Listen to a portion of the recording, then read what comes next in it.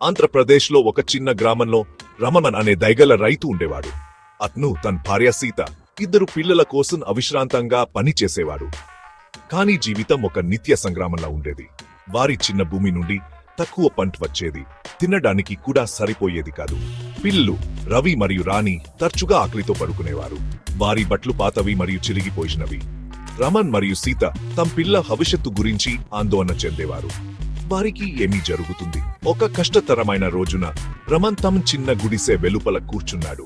ఆందోళనతో అతని హృదయం బరువెక్కింది. దుమ్మములో ఆడుకుంటున్న తన పిల్లను చూశాడు. వారి నవ్వు తనకు మంచి జీవితాన్ని ఇవ్వలేకపోవడం బాధాకరమైన జిపకంగా ఉంది. వారి విధిని మార్చడానికి ఏదైనా చేయాలని అతనికి తెలుసు. అతను తన కుటుంబాన్ని చాలా ప్రేమించాడు మరియు వారికి శుభ సంతోషాలతో కుటుంబ జీవితాన్ని కోరుకున్నాడు. ఆ రాత్రి రమణ్ తనకు మరియు తన కుటుంబానికి ఒక మాటిచ్చాడు. అతను ఇంతకు ముందు కంటే ఎక్కువగా కష్టపడి పని చేస్తాడు. ఎంత కష్టమన్నా వారి జీవితాలను మెరుగుపరచడానికి ఒక మార్గాన్ని కనుగొంటాడు. మరుసటి రోజు ఉదయం రమణ సమీప పట్టణానికి బయలుదేరాడు. కొత్త కర్మాగారాలు తెరుచుకుంటున్నాయని, ఉద్యోగ అవకాశాలు ఉన్నాయని అతను విన్నాడు. ఆశతో కూడిన హృదయంతో కాని అనిశ్చితమైన అడుగులతో అతను ఈ కొత్త ప్రయాణాన్ని ప్రారంభించాడు. అతను ఒక వస్త్ర కర్మాగారంలో పని దొరికింది. పని కష్టం, గంటలు ఎక్కువ, జీతం తక్కువ, కానీ రమణన్ కష్టపడి పని చేశాడు. ప్రతి సాయంత్రం అతను అలసిపోయి ఇంటికి తిరిగి వచ్చేవాడు, కానీ దుర్జో సంకల్పంతో ఉండేవాడు. తన సంపాదనలో ఎక్కువ భాగాన్ని తన కుటుంబానికి పంపేవాడు. తన ప్రాథమిక అవసరాల కోసం కొద్ది మొత్తాన్ని మాత్రమే ఉంచుకునేవాడు. సీత కూడా పట్టణంలో ఇంటి పనిలో పని దొరికింది. రమణ్ మరియు సీత తమ పిల్లలకు చదువు చెప్పించాలని నిశ్చయించుకున్నారు. పేదరికాన్ని అధిగమించడానికి చదువు కీలకమని వారు నమ్మారు. వారు రవి మరియు రాలిలను స్థానిక ప్రభుత్వ పాఠశాలకు పంపారు.